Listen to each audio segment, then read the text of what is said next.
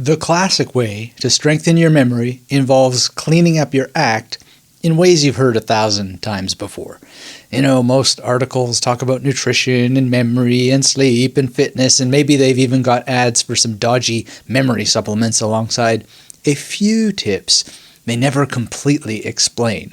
A lot of these articles are written by journalists who have never used a mnemonic strategy in their entire lives. They're just copying some other post about a memory palace, etc.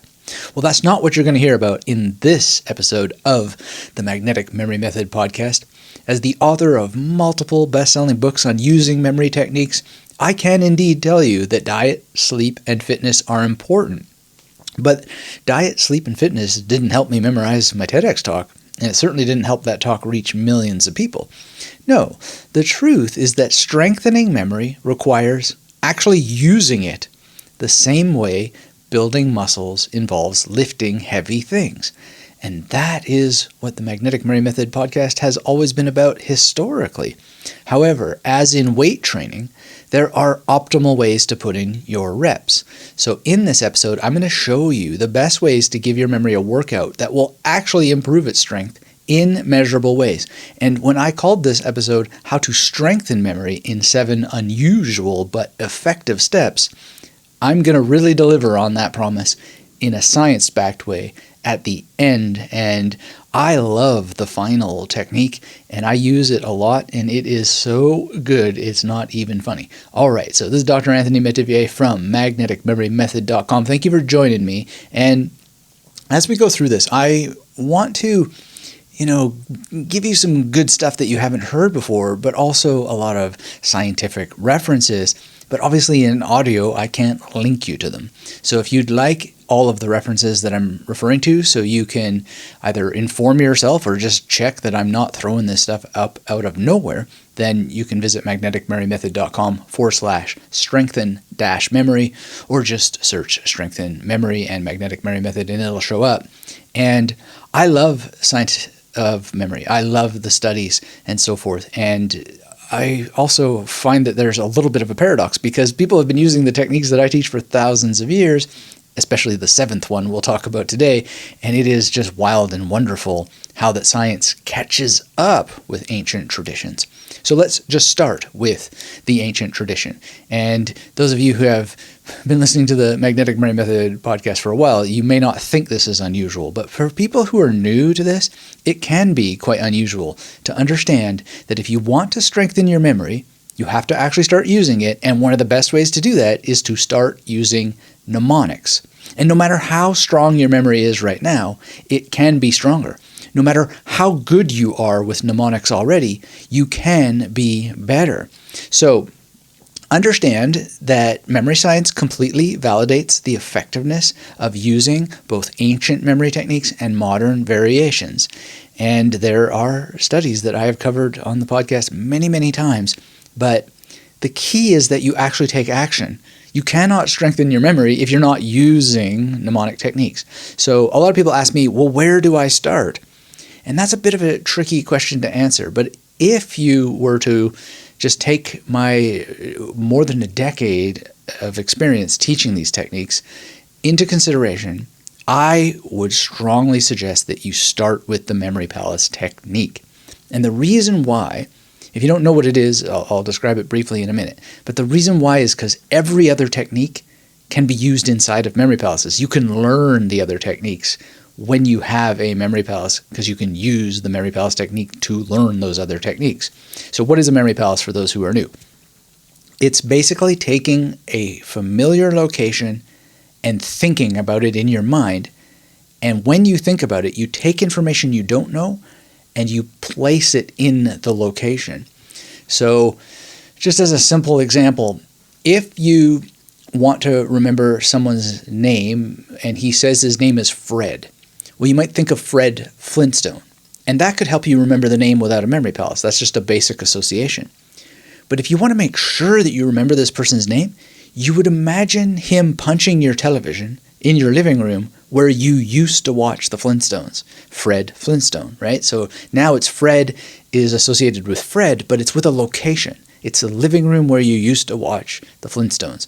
specifically where the TV is. That's the principle of the Memory Palace technique. Now, it gets more elaborate, but that's the simple explanation. And you can really go down the rabbit hole of the Memory Palace technique because it's wonderful, it's wild, and it's cool. And the whole point is that using it will strengthen your memory, and then you can strengthen your memory further and further still because you can use it to help you learn the other mnemonic strategies. So I'm not going to be able to talk about every mnemonic strategy under the sun today, but the major ones that I would recommend that you start to use are the peg word method, the major system, and spaced repetition. So basically what a peg word method is going to do is it's going to give you an image for every letter of the alphabet. So Fred, right, is an image for F.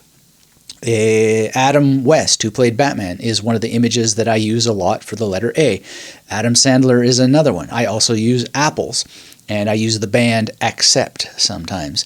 And Accept as a band also serves as a verb. And so basically, if you really want to build out your skill set, what you do is you develop something that's often called a PAO, person, action, object system. So, you would imagine, I don't know, Adam West accepting an apple, and maybe it's an Apple computer in this particular case, and Brad Pitt bouncing a ball, and Cookie Monster crunching a cookie obviously, but maybe a caterpillar just to get some variety in there, and Dracula dribbling a deck of cards. And you can actually dribble cards, believe it or not. That's a move. I'm a card magician, and we do dribble the cards. In any case, you go through that and you develop these systems, and then whenever you have to memorize something, you'll always have an image for at least some association based on spelling. Now, you might be thinking, oh my God, what about if I have to memorize numbers? Well, first of all, numbers start with letters. So the number 1 starts with the letter O, and the number 2 starts with the letter T, etc. But we typically don't do things that way. We wouldn't take Tony the Tiger to memorize the number 2 because 2 starts with T and Tony the Tiger starts with T. No, we wouldn't do that. What we would do is use something called the major system. And the major system, well, there's a lot to say about that, and you can search up the major system on the Magnetic Memory Method blog, and I recently just updated that post actually, so it's there for you. And it's just really cool, and it will strengthen your memory just learning it, okay? So get in there and do it, and it's very unusual indeed, but it's wild, and it goes back to the Katapayati, which is a very, very old technique, thousands of years old, and it's wonderful.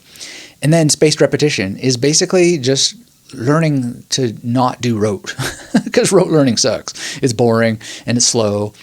It can work, but why? You don't have any creativity, you don't have any technique really other than just repeating and repeating and repeating. So learn proper spaced repetition, and I have material about that so you can get into the memory science of it.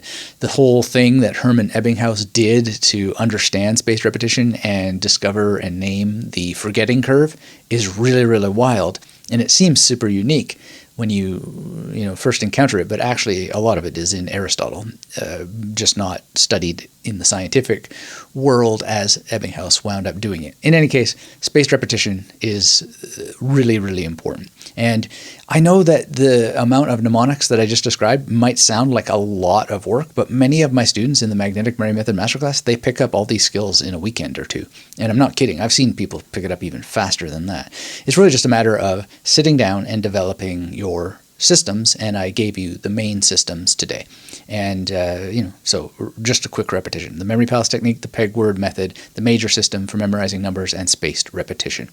There are, of course, some other systems and variations that, I'm just glossing over for now, but that's the major thing that I would suggest anybody serious about strengthening their memory get into immediately.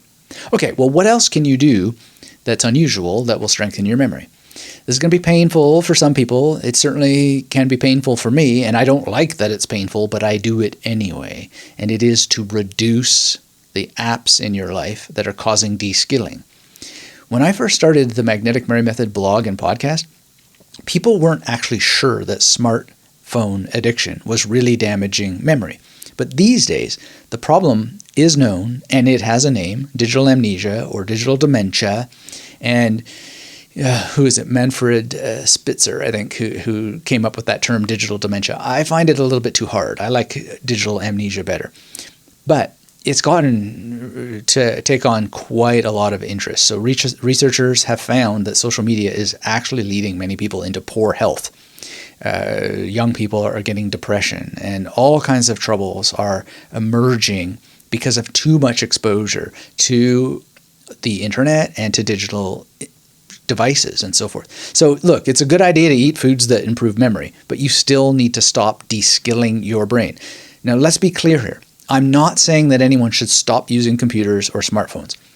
Rather, what I'm saying is choose to use your natural memory at least half the time.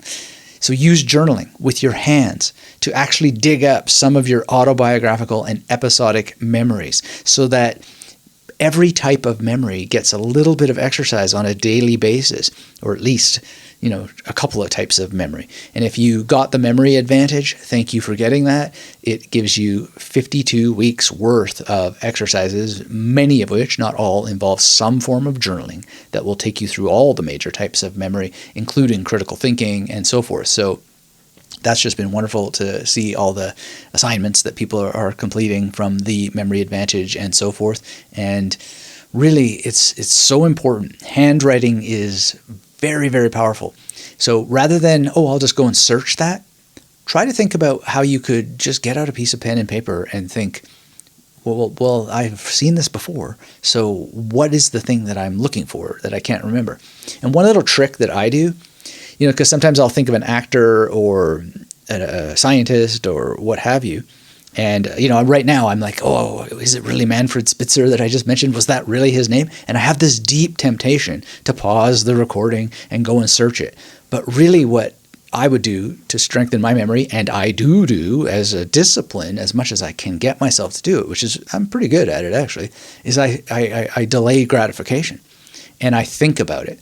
And then I think about the mnemonics that I originally used for the name that I believe is correct, but I'll delay actually looking it up. And that's using your natural memory, right?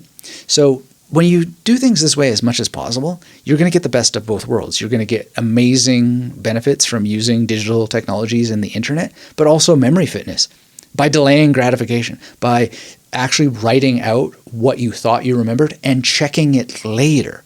Because the writing down itself, even if you make a mistake, it's going to help memory. At least that's what studies in active recall show. So what I've just said is common sense, right? But using your memory is a clear and obvious way to strengthen it, right? So please start doing it, because common sense, as we know, isn't that common. So you'll give me your maximum patience, I hope, if I point out something so obvious. Just use your memory. But this is one way to do it, is just stop looking stuff up and stop filling your life with apps when you actually need the manual exercise. I need it. So I don't use Anki, for example. I use flashcards, but I'll talk a little bit more about that in a minute. Another thing that you can do that's getting increasingly unusual is just to read every day. So confession time here. I love video. I absolutely love video. I even recently received a silver play button from YouTube for earning over 100,000 subscribers on the main channel. I have a second channel just for the audio-only podcast, which maybe one day will also have 100,000 subscribers. But at the end of the day, that's a fairly cool thing, and it shows my love of video. But I actually try to limit how much video I consume in favor of reading. Now, that's partly because I honestly just love reading. But I'm aging, and I'm completely aware of longitudinal studies that I've linked to on the podcast page for this, or the written version of what I'm sharing with you now, and they demonstrate that reading prevents cognitive decline. Now, a subset of reading daily is to take on reading challenges. So, I don't know for sure that my reading habits are going to help prevent cognitive decline, but it's a good shot. And I think those studies are very accurate. And it just makes sense, right? Like people who regularly read get a lot of short-term working memory exercise, and they get a lot of long-term memory exercise. And it's just a win-win, right? But I try to take on reading challenges. And what I mean by this is, well, first of all, let me say this.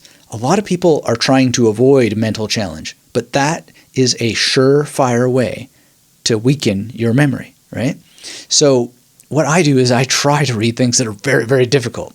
And then, I know sometimes people email me and they say, oh, I just don't understand. I don't comprehend what I'm reading. Well, I often don't comprehend what I'm reading either. But I just keep reading it because it's a challenge. And taking on the challenge is itself great working memory exercise. So try to find stuff that's really challenging to read. It's so good for your brain. Now, there's a little bit of a catch here because, you can just get bored when you're too challenged. So you got to find a little bit of a sweet spot. It's got to be challenging but not frustrating. You know what I mean? Well, maybe you don't know what I mean, but if you try it, what'll end up happening is you'll get a sense for what is a challenge for you that is not a frustrating challenge, but a challenge where you feel like some growth is going on. And I can't tell you, hey, just go and read this. This will do it, right? Because it's a personal thing. And I myself sometimes take on books that are just way too challenging. So what do? Well, I often then just go and look at what books are recommended in that book, or what books the author of the too challenging book has recommended, or what other people who have read the too challenging book recommend as alternatives, etc. And then I ease my way into it. And, I mean, I'm sometimes astonished that they gave me a PhD on all these things that I just didn't really fully understand yet. And I think back and go, man, how could it be that I still didn't understand this, but now I understand it? Well, part of the answer is that, they gave you a PhD in the expectation that you'll continue studying. I mean, they got to let you go eventually, right? But there is that kind of thing. I remember my doctoral supervisor telling me one time, he said, you have become the kind of person the humanities program at PhD wanted this program to help create. Because I have continued studying and I continue to teach, even though it's not at a traditional university, but through the internet, and thanks to everybody who supports that. But I've never stopped studying, and I continue to go into areas that are beyond me, and, I rotate. I'm never going to become a physicist or anything like that, but I go and I study physics, and I'm not going to become a neuroscientist, but I go and I study some neuroscience, and specifically I like to study things like consciousness and free will issues and on and on. And some of it's just way over my head, but I keep coming back at it, and it's just something to do, and I recommend it to you. It'll strengthen your memory and commit things to memory. Like, I can't tell you what the Dirac equation is or what the Yang-Baxter equation is in any way that would be reasonably accurate to whatever it is. I don't know really what it means to collapse the wave function, but I've memorized these terms. And it challenges me just to think through. And then, the physicist that I'm reading will say, the way to imagine this, or the cell biologist, or whatever I'm reading, they'll say, the way to imagine this is get an image in your mind of such and such. And I literally do what they're saying. And then it makes it clearer. But the point is never for me to become a biologist or a physicist or a neuroscientist or any of that stuff. It's just to take on the challenges. And I would recommend that you call a spade like I've just done. Be modest. You don't have to pretend to be something that you're not. Just, I'm a fan of this stuff. I read it. I memorize it. And then if you miscall the terms or you get a name wrong or whatever, just own it.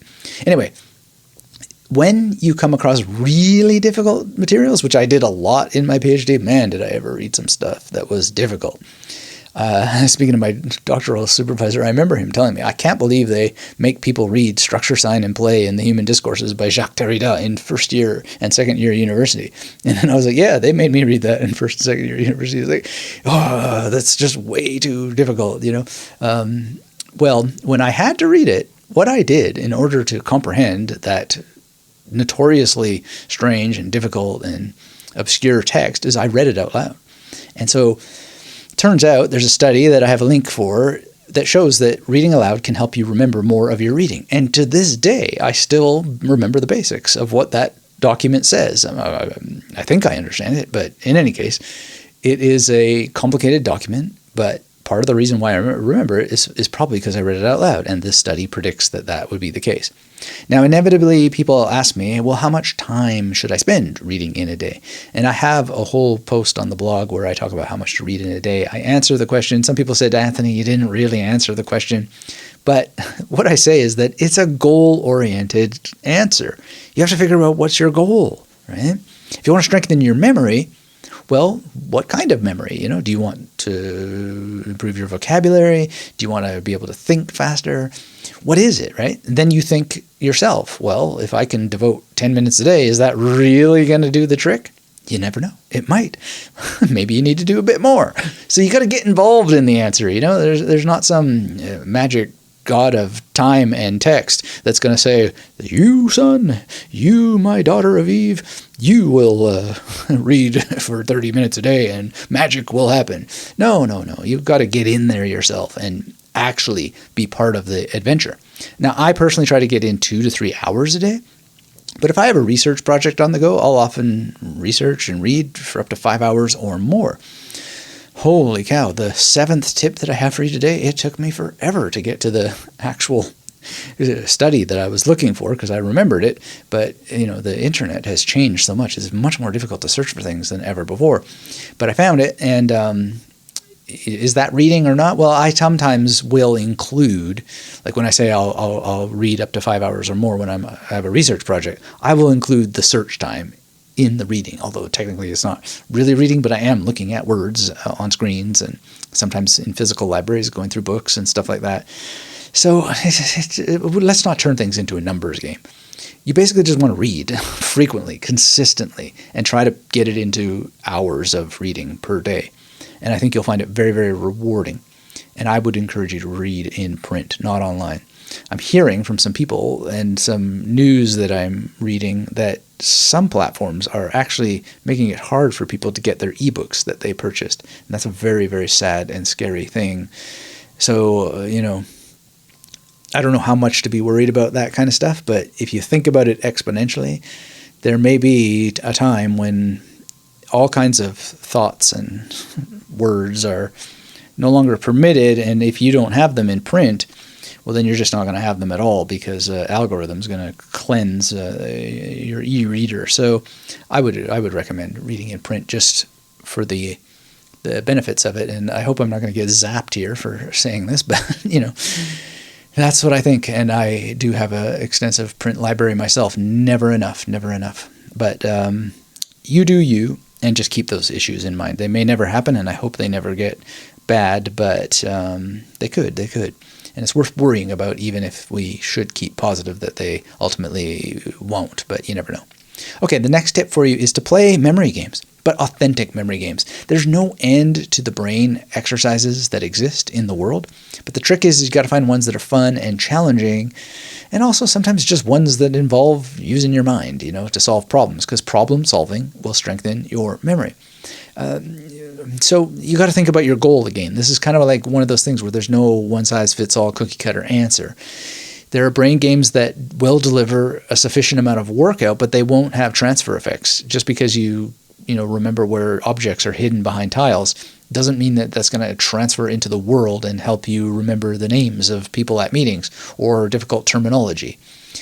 You want to think about that when you pick these activities.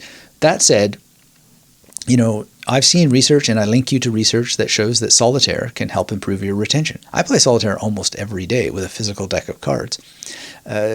Some scientists even use solitaire and related games, Klondike, etc., just to test for memory issues, which is very, very interesting that would be a metric that you could use to test memory. In any case, if you want to see some of my favorite memory games, there's a video on YouTube called 3 Classic Activities I Do to Maintain and Improve Memory and Concentration. So check that out, and you can see one of the memory-based card games that I do and some other activities that I think you'll find very fun. And, there's other unusual games that I have invented. I've invented the Memory Detective game, which is generally exclusive for people who have Flyboy, my memory detective novel. Vitamin X is getting close to being done, but it might still be 2025, because when I say close to being done, I'm almost at the end of editing version 6 of Vitamin X. Oh, and I think there's going to be another edit on the screen before I order a print book to look for typos and stuff. I don't know. I might indulge and get the print version early, but it's a very complicated book. And one of the reasons why it's complicated is because I want to give the people who read Flyboy memory exercise. I want to use the novel form, novels about memory techniques, to help you strengthen your memory. Anyway, there's a game, Memory Detective game, that comes with Flyboy during special offers and so forth, which you get when you're on my email list over at magneticmemorymethod.com. And There's another game that I've come up with that is probably going to be a physical board game. Still need to do some tests, but I have a couple of projects that I need to get out of the way before I get back into the game world. But I'm going to do more over the years to come. Hopefully, knock on wood, all things working out, continuing to allow me to do this work on games, because I think that there's so much that we could do to expand fun, interesting games. And the Memory Detective game lets us use mnemonics, but it was designed in such a way that you can also play it and get passive memory exercise, which means that you are strengthening your memory even if you're not using memory techniques, just simply by trying to recall the case details as you go through it. So that's that. Now, another tip, and you might know this, so it might not seem unusual to you, but it will be unusual to people who haven't heard this before, is that just studying a language will help improve your memory and strengthen your memory. And scientists have known for a long time that there are actually many cognitive benefits to being bilingual. And one explanation that I've read is that bilingualism requires more attention to detail across more points. It definitely involves memorizing vocabulary, and that is going to keep your memory strong in a big way. But you remember when we were talking about, writing before? Well, it turns out that research shows that you'll learn new words by writing them out by hand much faster as well. And so it's for this reason that I often combine memory palaces with self-created flashcards. And that means not Anki, not any kind of digital spaced repetition app, literally making them with my hands. And that writing effect, I believe, is part of what has helped me so much. So it's not just memorizing vocabulary in memory palaces, although I do, and it's very, very helpful to do so, but also getting some writing involved. I don't do it with every language that I've learned, but when I used to feel quite down because of the weather in Berlin, I would do a lot of drawing on index cards so I could keep going with German. And I definitely had to do a lot of self-created flashcards with Mandarin. When I passed level 3 in that language, my goodness, if I hadn't combined mind mapping with flashcards that I created with my own hands, I don't think I would have passed that test, especially since it took place at 6 p.m., which is a little late for me because I usually get up at 4 a.m. So I passed that test. I only had one mistake. Of course, I focused on that mistake instead of focusing on the 99% that I got right. But that was then. Now I'm quite happy with only having one mistake. But yeah, I did a lot of self-created flashcards, which, because of what we know about how writing strengthens memory, is just a great way to strengthen your memory. So get into language learning. I don't think you have to try to become fluent in any sort of language, but it's obviously a good thing to become fluent, but I don't think you have to in order to get memory strengthening from it. Even just, learning a couple phrases in Latin or whatever, omnium expedendorum prima essentiam qua perfecti boni forma consistit, learning that stuff. Hey, I just feel like I strengthened my memory just by saying it. So it's just good. It's just good. Oh man, is it ever good? Feels good. Now, that said, don't take on so much at once. That's another tip for you. I told you it was going to be unusual, right? Well, that's an unusual tip for a lot of people. When I say, hey, learn a new language, people imagine this massive project. And you know what? Learning a language is a lot of work, but there's no need to feel overwhelmed. Many of my best friends are polyglots. They know multiple languages, far more languages than I know and probably ever will learn, right? But they all have one secret memory technique in common, and it's called chunking. So that's a scientific word for breaking things down to their smallest possible component. Rather than trying to learn an entire word, usually what I do is I just break it down into individual syllables. I just gave you a Latin phrase, and in that phrase is expedendorum. Well, I didn't memorize that all at once. I started with X, and then I went to pet, and then I went to 10, and then I went to door, and then I went to right?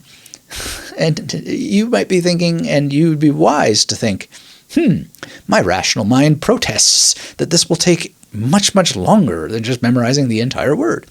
In reality, it strengthens your memory to break it down because I'm using chunking.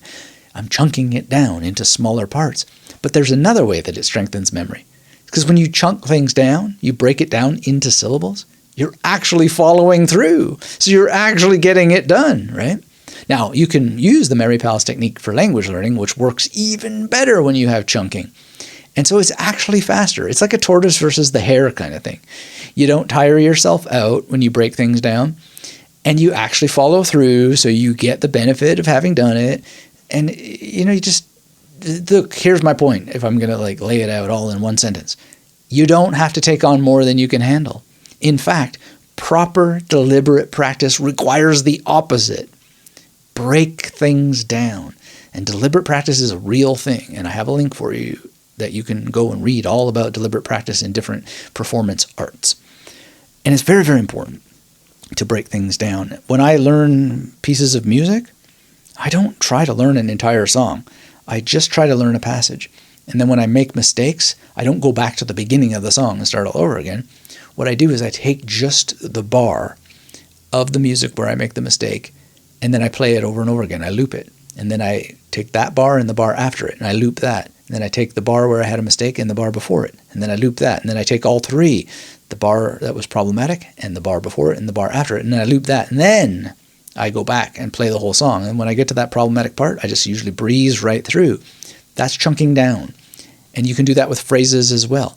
If you had a phrase like omnium expetendorum, I won't say the whole thing again, but let's say you had a problem with expetendorum in that phrase, well, you don't start at the beginning of the sentence all over again. You just work on that one word and you get it down. So chunking, it's a hugely beneficial way to strengthen your memory. And I know it's a little bit counterintuitive, but part of the reason why it's strengthening your memory is because you actually get learning done, right? But also it strengthens your memory because you're practicing less is more, and you're actually getting the benefit of chunking. So another way to think about it is, why do they make phone numbers the way that they do? Like when I was a kid, it was number. So 3 set and a 4 set. And that was in Canada. They do it in different places, but they chunk them down because it just makes it more memorable when it's 1, 2, 3, and then 4, 5, 6, 7, 8, that sort of thing. Yeah, whatever it is in your country, chunking down. It's a memory strategy. It will strengthen your memory to use it deliberately. Okay, I promised a very, very unusual technique. And it is the 7th one on our episode today. I really don't know how to pronounce the name of the scientist who did this research, but I've been doing this for quite some time, and I really don't talk about it much, but I probably should. And now I'm going to spill the beans. But first, before I do that, thank you for listening to this episode of the Magnetic Memory Method podcast. The golden rule here is to strengthen your memory by taking action, and taking action often. Because the golden rule of strengthening your memory is that you need to explore and experiment. Have that attitude of exploration and experimentation. There are countless memory techniques to use and activities to try, but that's the point. They have to be tried, right? And if you'd like more help, get my free memory improvement kit at magneticmemorymethod.com. You can sign up for it right from the homepage. Browse around, read oodles of articles, listen to all kinds of podcasts under the sun, but get the free course. If you carry on to get the full Magnetic Memory Method masterclass, all the better. But at the end of the day, really, what you need to do is take some kind of action. And that course is there, so you get a taste of what's going on with my particular brand of teaching. But before you get any program, you may want to go back into the archive of the Magnetic Memory Method podcast and listen to my consumer awareness guide, because there's a lot of really dicey memory training out there. I made this years ago, and everything in it is still true, right? Your memory is such a precious asset to me. I care so much about memory in each and every individual in this world, and I wish you great success on your journey no matter who you choose to train from. Whatever memory improvement books or courses you get, you want to give yourself the gift of going through that consumer awareness guide so that you are making the best possible decision, because there's a lot of issues out there, and even good memory courses could cause you issues because they're not aligned with making sure that you actually take actions that actually strengthen your memory. There's a lot of memory material out there that is good in the sense that it gets you, moving and so forth, but sometimes activity doesn't lead to accomplishment. So in any case, I encourage you to get my free course, but also go through the consumer awareness guide so that you are spending your time on information that actually helps. And you need people like me who are willing to put their foot down a little bit and just say, look, this is not going to work. Because a lot of people, they're like, well, the customer is always right, and so forth. Well, I don't want customers. I don't even want students. I want friends. I want people who I can say what I think. And what I think is that you've got to challenge yourself. You don't want to frustrate yourself, but you've got to challenge yourself. You've got to take action. You've got to have a spirit of experimentation. You've got to explore. You've got to be consistent in doing that. And it's like the internet wants to scrub the truth out of the world and just have all this advertisement everywhere crap. Well, that's the way it's probably going to go, unfortunately. And I just would urge you to make sure that whatever you do is find the people who have the bravery to call a spade as long as you possibly can, because it's it's looking troubling out there, right? Okay, so now, with all that in mind, what is this technique that I think is so dang unusual that I had to build it up with such dramatic tension? Well, you might have heard this phrase before, but you might not have known that it's actually something to do.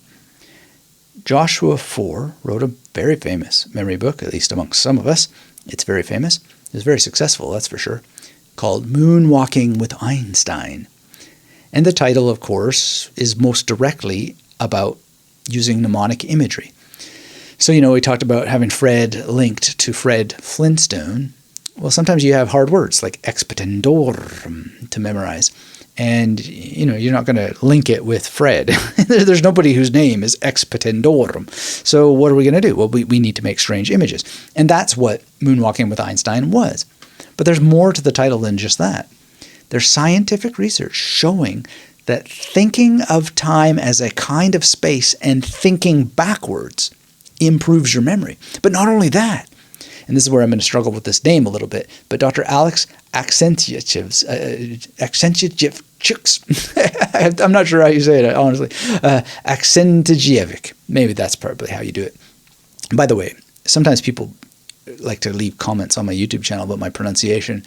I have problems with my mouth. A lot of my teeth were removed after a bicycle accident, so I'm missing, I believe it's 4 teeth that you would normally have, and that affects my pronunciation. I also have unfortunately started having angular cheilitis, which means that the angles of your lips, the corners of your mouth, get cracked and sore.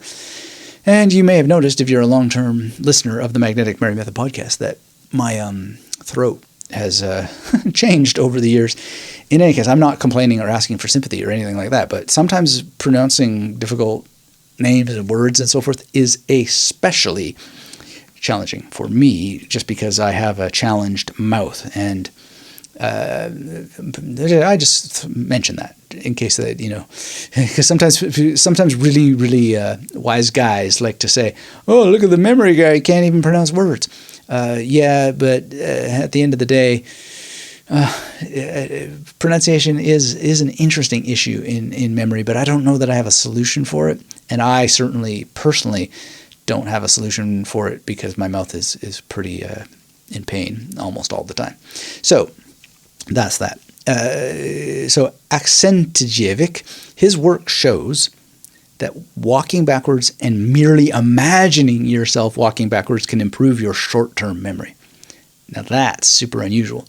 And I do this a couple times a week along with other memory improvement practices. It's very, very powerful, but it's also very, very old. In ancient Chinese traditions, they walked backwards a lot. That's some of the deep history that I've read about of walking backwards. It's good for your knees, apparently. It helps people with their lower back. Having less pain doesn't necessarily strengthen your memory, but it can certainly make your memory a bit better in the sense that you're able to pay attention better. And that's another thing that I notice as I age and develop all these problems, especially with my mouth and so forth getting worse, is that it is harder to pay attention when you're suffering. So I walk backwards a fair amount, not for long. I mean, there's a video Matt Fury talks about walking backwards and shows some of the traditions that he's learned when he was in Asia. And I don't walk backwards as much as he suggests, but nonetheless, it really has helped with knee pain that I've had to deal with and back pain. And it does help with memory some people say, and there are some studies that show that it even improves problem solving and reaction times, which, that makes sense because you have to track a lot of stuff when you're walking backwards. Anyway, it strengthens your memory for short-term outcomes. And they study this by getting people to, name things that they have remembered. And people who walk backwards, they have short-term memory gains. And it's really, really interesting research. And I'm going to work on memorizing this researcher's name better.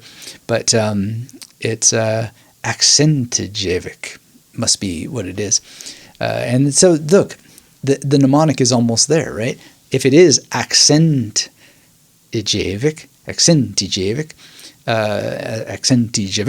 if it is that, then accent is kind of there.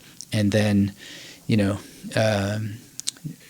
Jay Sankey is a magician, so maybe I throw him in there, and so on. Anyway, this is how you strengthen your memory, is you just take what you've got, the resources you have on hand, and you look at the words, you break them down, like I just did, chunking it down, and then you start to apply mnemonics, and I would put that in a memory palace technique, or a memory palace, and I will use recall rehearsal to commit this memory, to long-term memory.